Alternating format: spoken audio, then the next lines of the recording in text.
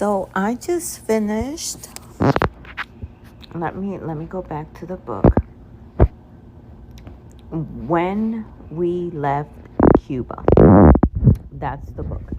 That's number 2 in the series of last year in Havana, I think. And I think I'm gonna go ahead and read the third book too.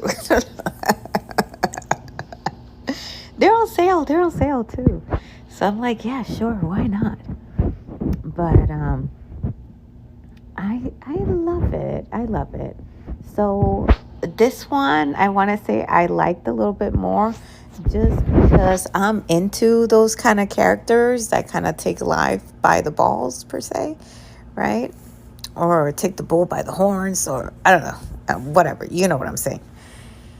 And that's Beatrice for you, Beatrice Perez, porque man, she's like, fuck it, I'm gonna do this. I'm gonna be a spy. I'm gonna do this and fuck whatever else. And I like that. I like that, to see that tenacity in characters. I respect that. And so I knew that as soon as I found out the trajectory of Beatrice, then I kind of already knew that it will be an uptick in my likability for this book compared to the previous one. Nothing wrong with the previous one. I do want to say, though, that something that I appreciate about the author of these books is these books are romance, but they're not like heavy on the romance or on the physical romance. They're heavy on the tension, on the love, right, that the characters feel for one another. And this one got a little trickier, right? Because this one is like Beatriz. Era como dos hombres, un camino, right? Like Nick y Eduardo, they were neck and neck, people. They were neck and neck. And is it Eduardo? I forgot his name. But you know, so she had the senator love interest, and then she had her childhood friend, cousin, whatever, love interest. And I think it's the childhood friend, yeah. And in the story, he confesses to have always loved her. And I think when he said that, I melted. And then when Beatrice was like debating whether she had made a mistake picking Nick over, Eduardo, whatever his name is, I felt that. I totally felt that. Like, I was completely in Beatrice's shoes at that point, and I was like, fuck, did I make a mistake? I was like really asking myself that as if I was Beatrice.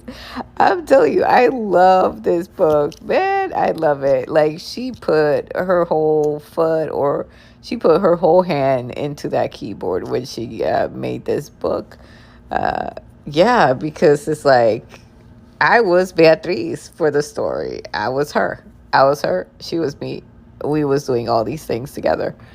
And I went on a ride, people. And I love how it ends. Spoiler alert. I'm going to give you a few seconds to get out of here. I don't want to spoil this for anybody. Okay, y'all should have left. The love survives at the end. Like, we see them later, 50 years later. Castro finally dies, and it's like they're celebrating. She has kept the home that Nick gifted to her. Beatrice, she is like king material, I tell you. This lady had people giving her property and giving her jewelry and all this other stuff. She was like, poverty? What is that? Working for the CIA, making a few dollars here and there, went and got herself a whole law degree and everything. Oh, but I'm telling you, esa mujer estaba trabajando overtime. Oh, she was making it do what it do. But yeah, at the end, she goes back to the home. We see this familiar figure looking out her balcony of her Palm Beach home. And he turns around very slowly. And then we know that it's Nick. Nick, the man, Nick.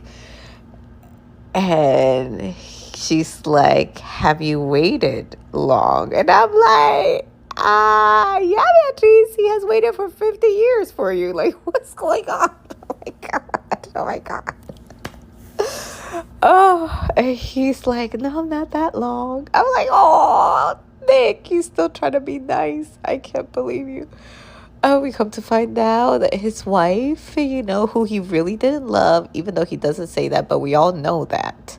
Because the one that he loved was Beatrice, pero no la pudo casar, no se puso casar con ella, no pudo. Y entonces se casó con la otra, right? The second in command. So then that became his wife for like the next 50 years. They had, a really peaceful life and stuff like that. No fireworks, no nothing, but it's a good life. And finally she dies. And now we're 6 months later and we're looking at the back of this man on the balcony. We come to find out that it's Nick.